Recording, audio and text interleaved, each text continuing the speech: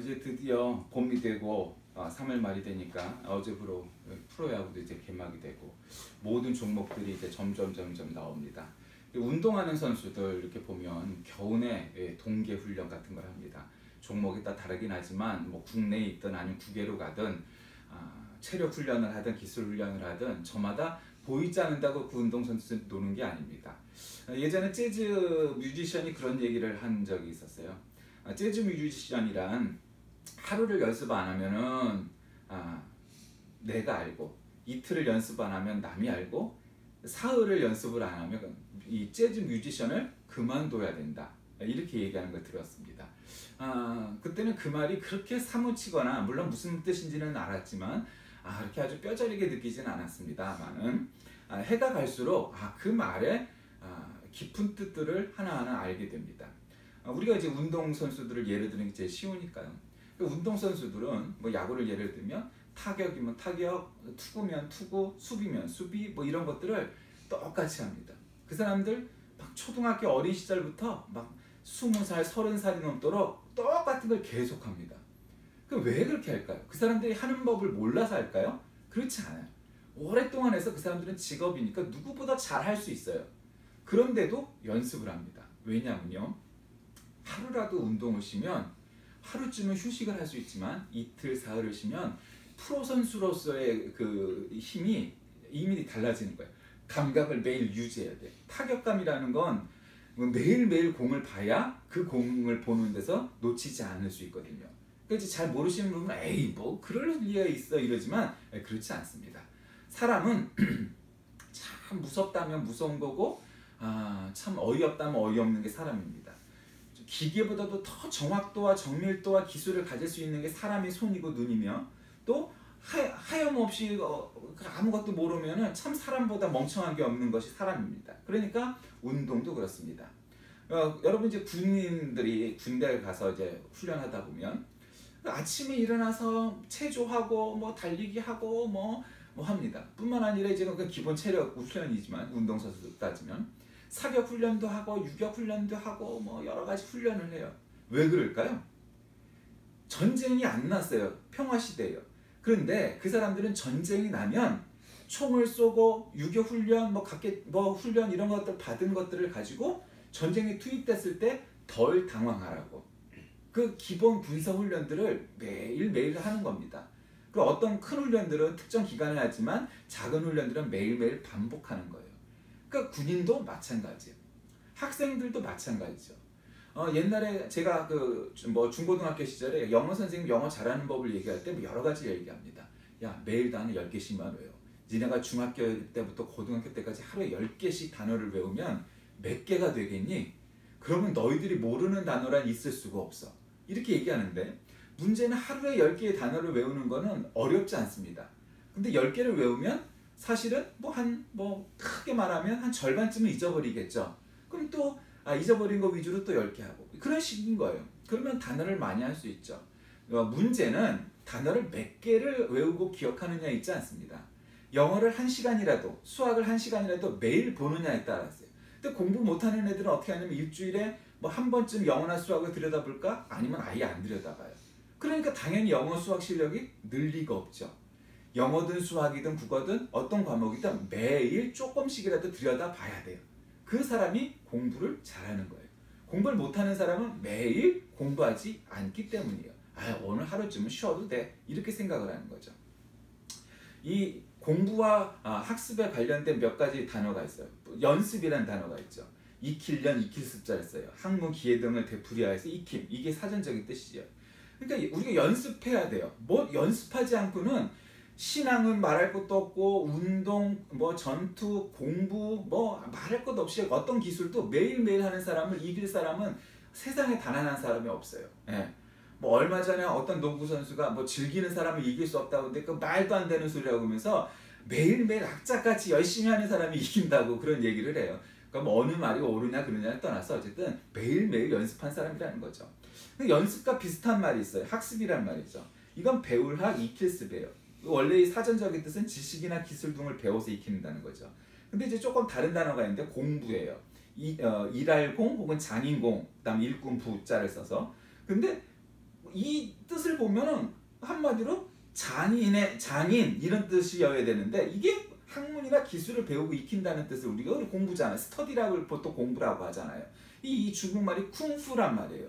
원래 이 공부의 뜻은 몸에서, 그러니까 요즘 말로 하면 스포츠, 무예를 하거나 기술을 익히는 게 공부였어요. 근데 이게 우리가 요즘은 사실은 학문적으로 혹은 뭐 기술적으로 배우는 것을 공부한다고 그래요. 뭐를 공부한다고 그러잖아요. 학습하는 것을 공부라고 바뀌었어요. 그러니까 원래 공부의 어원은 단어 몇 개를 외우는 데 있지 않습니다. 몸을 훈련하는 데 있는 거예요. 몸을 연습하는 데 있는 거예요. 다시 말하면 공부를 해서 몇 퍼센트 단어 몇 개를 외우느냐에 있지 않고 공부라는 거는 내가 하루에 1시간 공부하는 사람, 하루에 2시간 공부하는 사람, 3시간, 4시간, 몇 시간을 공부하느냐, 아니면 전혀 안 하느냐, 앉아있어도 공부는 관심이 없느냐, 그 공부에 있는 거예요. 훈련에 있는 거예요.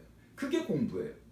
그것이 익숙해지면 그래서 엉덩이에 인이 박이면 그때부터 공부가 되는 것이지, 앉아있는 그 시간만 갖고 공부를 했다고 말하는 건 말이 안 된다는 거죠. 그럼 당연히 공부를 잘하겠죠. 그게 훈련이 됐으면. 그게 엉덩이 훈련이 안 돼 있으니까 공부가 안 되는 거예요. 운동도 마찬가지예요. 내가 그냥 취미로 골프를 하고 취미로 테니스를 하고 뭐 취미로 운동을 해서 잘할 수 있죠. 그거 왜 그럴까요? 이건 나한테 직업이 아니니까 그냥 즐거운 마음으로 골프를 치고 즐거운 마음으로 테니스를 치고 즐거운 마음으로 운동을 해요. 너무너무 좋아하는 거죠. 그러니까 운동을 잘할 수 있어요. 거기에는 큰 스트레스가 없어요. 근데 만약에 여러분 그걸 직업으로 한다고 생각해 보세요. 그건 좀 얘기가 달라요. 그냥 취미는 져도 되고 오늘 못한 것도 있어도 괜찮아요. 그런데 직업은 그렇지 않아요. 부상당하는 한이 있어도 오늘 할 일을 해야 되는 거예요. 죽을 뭐가 생겨도 위험이 있어도 해야 되는 거예요. 그러니까 어쩔 수가 없는 거죠. 그런 게 있어요. 자, 오늘 이제 본문 말씀에는 디모데 전서인데, 이 디모데 전서라는 것은 바울의 믿음의 아들, 친아들은 아니지만 믿음의 아들이었던 디모데라는, 영어로 말하면 티머시죠. 팀이라고 말을 하기도 하고, 그 디모데에게 편지를 보낸 첫 번째 편지, 즉 디모데 전서에 있는 내용인데, 그러니까 사도 바울을 이어서 대를 이은 목회자였단 말이에요. 디모데가. 그 디모데에게 하나님의 약속에 관해서 얘기를 하는데, 그래서 너는 이렇게 목회를 해라, 교회 문제가 생기면 이렇게 해결을 해라 하는 그러한 하나님의 말씀에 근거한 솔루션들을 담은 것이 바로 이 디모데 전후서예요. 근데 오늘은 하나님의 약속에 대해서 얘기하고 있어요. 본문에서부터 어떤 일반적인 목회 지침이 아니라 디모데 개인에게 주는 이제 권면이 비로소 시작되는데, 교회를 미혹해 하는 가르침은 그때나 지금이나 늘 있어요. 그 다음에 목회자나 교회를 위협하는 사람들도 어느 시대 어느 곳에나 다 있게 마련인 것이죠. 그래서 사도 바울은 자신의 믿음의 아들인 디모데에게 어떤 교훈을 주면서 하나님의 약속은 이것이다라고 말하는지 생각해 봅니다. 먼저 첫 번째로, 하나님의 약속을 얻기 위해서 어떻게 해야 되느냐? 먼저 말씀으로 형제를 깨우치고 자신도 그것으로 양육받아야 한다는 거죠. 그러니까 한마디로 말씀을 배우고 가르쳐야 되는 거예요. 그러니까 하나님의 약속을 얻으려면 말씀을 많이 알아야 돼요. 그러니까 성경을 달달달 외우는 거 좋죠. 암기하는 거. 그건 첫 번째예요. 그건 어린아이들이 주로 많이 배우는 거고, 뭐 어른도 당연히 암기하면 되죠. 암송하는 것보다 더 중요한 건 뭐냐면 말씀의 뜻을 깨달은 거예요. 우리 그리스도교회, 기독교회, 개신교회 예배의 하이라이트가 뭐죠? 설교예요. 그 설교란 것은 하나님의 말씀이 들어있기 때문이에요. 카톨릭 미사의 하이라이트는 뭐죠? 강론에 있지 않아요. 거기는 제의에 있어요. 제례. 한마디로 성만찬과 같은 의식이에요. 그 형식이 중요하기 때문에 그 사람들에게 강론은 아무래도 뭐 객관적으로도 미사 때 신부들, 사제들의 강론보다는 목사들의 설교가 우월하죠. 왜냐하면 기독교, 개신교는 그거에 치중을 해와서 발전시켜온 교회이고, 이 카톨릭은 제의를 의례, 세레머니, 한마디로 리터지, 뭐 전례 이렇게 말하죠. 그런 것들을 발전시켜온 교회니까 발전된 양상이 다른 거예요. 그런데 어쨌든 우리가 기독교 예배에서 말씀이 중요한 까닭이 뭐예요? 설교만 끝난 게 아니라 그거 끝나면 성경 공부도 한단 말이에요. 왜 성경 공부도 해요? 말씀을 잘 알아라 이 말이에요. 말씀을 잘 알면은 얼핏 아는 사람들이 제일 무서운 거잖아요, 원래. 그래갖고 자꾸 사고를 칠 수밖에 없어요. 그리고 자꾸 그릇된 주장을 해요. 그러니까 이런 주장도 있을 수 있고 저런 주장도 있을 수 있는데, 그걸 이렇게 굉장히 중용적으로 받아들이기도 하고 종합적으로 우리가 분석하기도 하고 뭐 이래야 되는데 이제 그런 거에 하려면 말씀이 좋아야 되는 거죠. 그래서 예수의 좋은 일꾼이 되어 내 믿음의 말씀과 내가 따르는 좋은 교훈으로 양육을 받아라. 훈련받아야 되는 거예요. 훈련받지 않고 좋은 선수가 되는 사람 없어요. 공부하지 않고 공부를 잘하는 학생 있을 수 없어요. 신앙도 마찬가지인 거죠. 그래서 허탄한 신앙, 이렇게 망령되고 허탄한 신화를 버리고 경건에 이르도록 내 자신을 연단하라. 이렇게 말을 해요. 그러니까 경건이라는 건 연습하는 거예요. 그래서 보통 우리가 설교 제목 중에 이 구절을 가지고 하면서 대표적인 설교 제목이 경건을 연습하라. 뭐 경건에 이르도록 뭐 이런 식으로 많이 이렇게 설교 제목을 잡잖아요. 그러니까 그만큼 경건은 훈련이에요. 제가 신학생 시절에 들어가서 일주일에 뭐 2번 예배를 드리는 것도 뭐 학교에서 이렇게 예배를 드릴까 뭐 그런 것도 귀찮을 때가 있었는데 기숙사에 들어가니까 매일 새벽마다 새벽 기도를 한대. 또 그것도 또 참을 수가 있었어. 그럴 수 있었어. 또 구역 예배를 드린대. 아니 우리가 무슨 기숙사지 무슨 어른들도 아니고 웬 구역 예배를 드려. 그래서 또 구역 예배를 그것도 좋아. 또 그거 가져 또 신앙적으로 또 막 그냥 열심히 선배가 하나 있잖아요. 막 수도승 같은 선배 하나를 잘못 만나면은 그 선배가 야 아무개야 우리 산기도 가자 그러고 또 산으로 끌고 가서 기도를 하려고 그래. 그러니까 막 많아요. 그리고 또 거기서 끝나지 않아요. 야 우리 선교팀에 우리 선교 동아리에 들어와서 말씀 양육 받자 뭐 우리 훈련 받자 제자 훈련 받자 그런 사람들 너무너무 많아요. 아주 지긋지긋하도록 많아요. 그런데 그럼에도 불구하고 아무리 깡통으로 신학교를 들어간다 해도 그 신학교에서 그렇게 훈련을 자꾸 반복되게 하고 배우는 것도 맨날 성경 배우고 신학 배우고 뭐 맨날 이런 거 배우니까 결국 신학교를 졸업할 때쯤 되면 어떻게 되냐면 학교에서 강의를 들으나 동아리 활동을 하나 주위 사람들이 말하는 걸 들으나 맨날 말하는 게 하나님, 성경, 뭐 복음, 뭐 교회 맨날 이런 것만 듣고 사는 거예요. 24시간을. 그렇게 뭐 짧게는 4년, 뭐 길게 얘기하면 10년, 뭐 그 이상으로 이렇게 공부를 하다 보면 거기에 훈련이 되는 거예요. 그게 전 뭐 말할 나위가 없는 거예요. 군인이 처음 훈련소 가면요, 군인이 뭐 할 줄을 몰라요. 근데 그 훈련소 가서 뭐를 해요? 뭐 제식 훈련을 먼저 해요. 경례하는 법도 가르쳐요. 경례도 못 하잖아요. 경례하는 거 가르치고 제식 훈련 가르치고 그럼 막 서울대 나온 놈이 앞으로 가 그러면 오른손하고 오른팔이 같이 올라오고 막 이런 놈이 있어요. 왜 그래요? 긴장이 되니까 군대가 바보처럼 그렇게 같은 손이 올라가요. 자연스럽지가 않고. 그렇게 훈련받아서 이등병 마크를 이렇게 딱 달고 나오면은 이제 군인으로서 비로소 시작되는 거예요. 이제. 그래갖고 이제 병장쯤 되면 쟤는 이제 군인으로서 어느 정도 다 갖췄다 이러면 이제 나중에 제대를 하는 거죠. 그렇듯이 신앙에는 제대가 없어요, 여러분. 우리가 그냥 죽어야 제대하는 거예요. 그러니까 죽을 때까지 우리가 뭐를 해야 돼요? 훈련을 받아야 되는 거예요. 여러분 잘 생각해야 됩니다. 나 자신이 훈련받아야 돼요. 훈련의 끝은 없어요. 목사니까 안 받고 장로니까 안 받고 내가 신앙생활을 얼마나 했으니까 안 받고가 아니고 계속 훈련을 받아야 돼요. 스스로가 공부하지 않으려고 하면은 이게 문제가 되는 거예요. 문제는 점점 나이를 먹을수록 시간이 흐를수록 공부를 하지 않으려고 하니까 결국 문제가 되는 거죠. 공부해야 됩니다.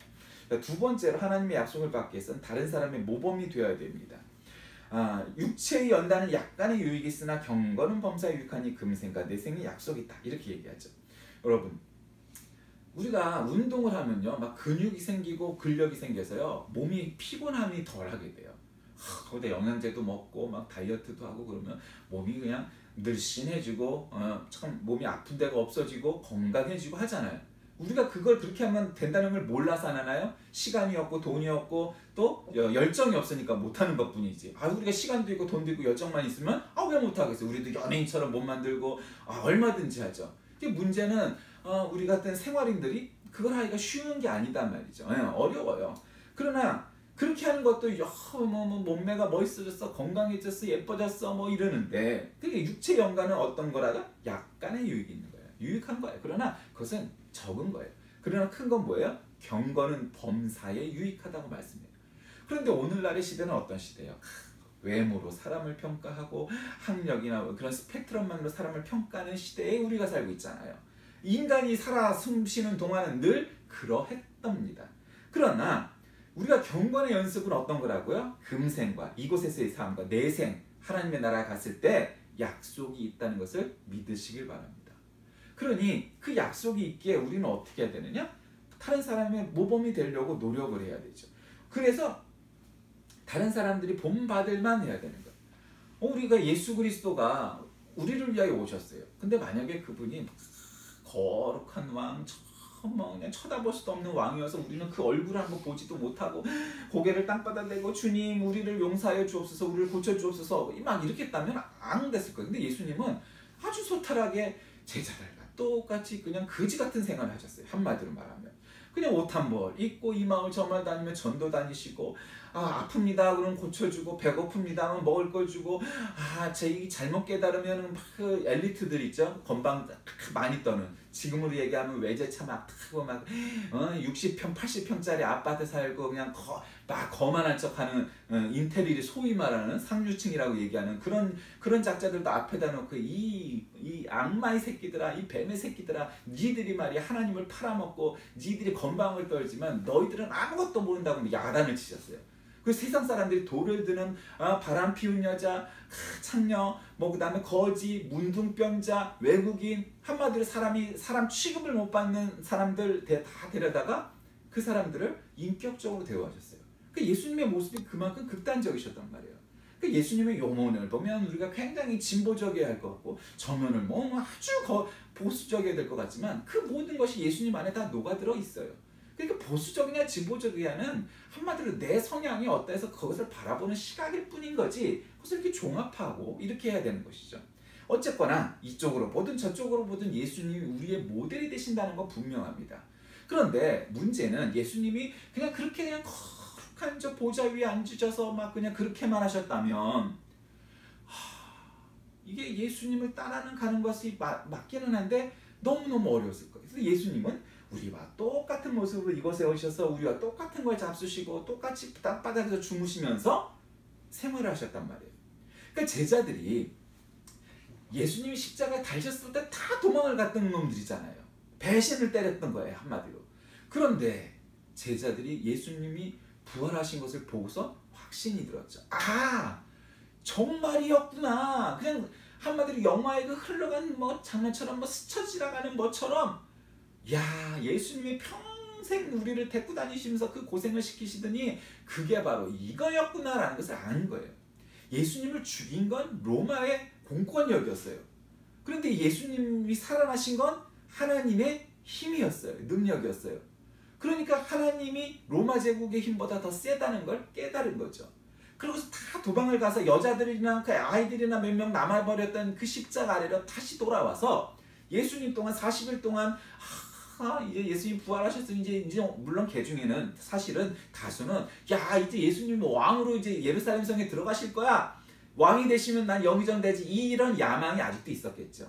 그러나 예수님이 부활 승천하시는 것을 보고 예수님이 이곳에 오신 건 권세를 누리고 권력을 누리려고 오신 것이 아니라 많은 사람, 한 영혼이라도 더 구원시키기 위해서 이곳에 오셨구나라는 것을 깨달았고, 그 이후에 제자들은 땅끝까지 이르러 복음의 증인이 되기 위해서 실제로 순교를 하기도 하고 그에 못지않은 핍박을 받고 고통을 당하면서도 복음을 전하는 전도자의 삶을 살게 되었던 것이죠. 왜? 예수님이 모범이 모델이 되셨기 때문입니다. 우리는 어떤가? 정말 사람들이 나는 아무개 집사님을 보면, 아무개 장로님을 보면, 아무개 권사님을 보면 내 모델이 될 만한 사람이야, 나도 저렇게 신앙생활 해야지 라는 생각을 들게끔 만드는 사람인지, 나는 우리 교회는 좋은데 아무개 장로님, 아무개 권사님, 아무개 집사님 때문에 나는 교회를 옮겨야 될 것 같아 시험에 들게 하는 사람인지 우리 스스로가 되돌아봐야 되지 않겠습니까? 모범이 되느냐 안 되느냐, 우리가 예수님처럼이야, 예수님처럼 꼭 살고 모범이 돼야 되는 것입니다. 세 번째로는 전심전력해야 됩니다.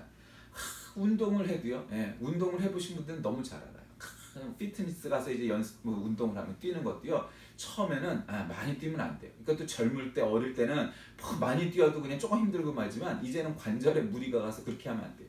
처음에 가서 2km를 뛰었다고 생각해 봅시다. 2km를 그냥 빠른 걸음으로 걸었어. 한 20분 동안. 그러면 2km를 그 다음번에는 다음 주에는 19분에 주파를 하고, 그 다음 주에는 18분에 주파를 하고, 그 다음 주에 16분의 주파를 하도록 그렇게 부하를 자꾸 거는 거예요. 팔을 드는 아령의 이 무게도 조금씩 부하를 늘리는 거예요. 왜 그럴까요? 그래야 그 부하가 걸리면 걸릴수록 운동이 되기 때문이에요. 운동 연습하는 거 이렇게 TV에서 보면 어떻게 해요? 꼭 그 피트니스 가르치는 강사들이 하나 더 그러잖아요. 운동이 하나 더 할 때 되기 때문이죠.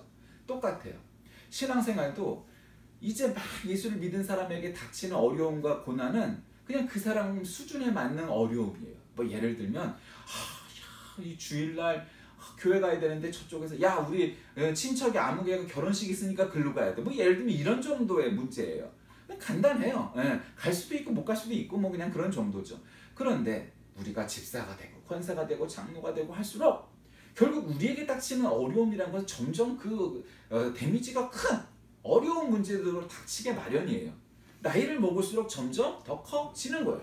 그건 누구나 다 마찬가지예요. 공평하게. 그러니까 우리가 점점 신앙생활을 하면 할수록 연습을 하면 할수록 우리의 체력은 우리의 신앙력은 한번 신앙심은 점점 좋아지겠지만 문제는 우리에게 도전해오는 문제도 그와 동급으로 계속 성장한다는 사실을 잊지 말아야 돼요. 10절에 보니까 이를 위하여 우리가 수고하고 힘쓰는 것은 우리 소망을 살아계신 하나님께 두미니 곧 모든 사람 특히 믿는 자들의 구주시라. 너는 이것들을 명하고 가르쳐라. 이렇게 말씀하시죠. 우리가 하나님께서 우리에게 주신 약속은 너희가 수고하고 힘쓰는 것이 뭔지 안다. 근데 지금 견뎌내고 인내해야 될 이유가 뭐냐? 우리에게 소망이 있는데 그것은 살아계신 하나님께 두는 소망이 있기 때문이다. 그리고 그 모든 믿는 사람들의 구세주이시기 때문이다. 이것을 명령하고 가르쳐라. 이렇게 말씀하고 있죠. 그러니까 한마디로 이 말씀은 그렇기 때문에 예수님께서는 우리의 구세주이시라는 사실을 믿는 모든 그리스도인들은 전심전력하여서 가르치고 노력하고 싸워 나가고 하여튼 생활에 나가고 자신의 그런 삶의 그 바운더리 안에서 그렇게 살아가야 된다는 거죠. 그것이 중요합니다. 물론 교회 안에는 혹은 또 교회 주변에는 특히 현대 시대에는 사실은 어느 시대든 마찬가지지만 점점점 이렇게 말을 할 때 정말 보수주의 신학자 같아요. 자, 세상은 점점점 강력하게 우리에게 도전해옵니다. 왜 그럴까요? 말세의 날이 가까워오기 때문이죠. 그러니까 교회와 교회 지도자들은 진리 안에서 참과 거짓을 분명히 분별할 영성을 갖고 있어야 하고 그러기에 우리에게 그런 경건에 이르기를 힘써 하나님의 약속을 믿고 살아가는데 경주해야만 한다는 것입니다.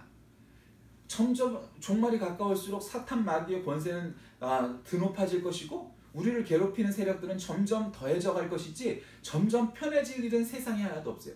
왜냐하면 내가 그만큼 한마디로 체급이 높아지기 때문이에요. 그러니까 점점 어려움은 더해갈 일이지 줄어드는 법이란 세상에 없어요. 여러분 초등학교 때 배웠던 수학을 지금 풀면 지금 봐도 쉽지는 않은 것 같아요. 말들이 어려워서. 그러나 어쨌든 그 수학 공식 같은 거는 그리 어렵잖아요. 그러나 중학교 가고 고등학교 가고 대학 수학을 하고 그보다 더 심화된 수학을 한번 해보세요.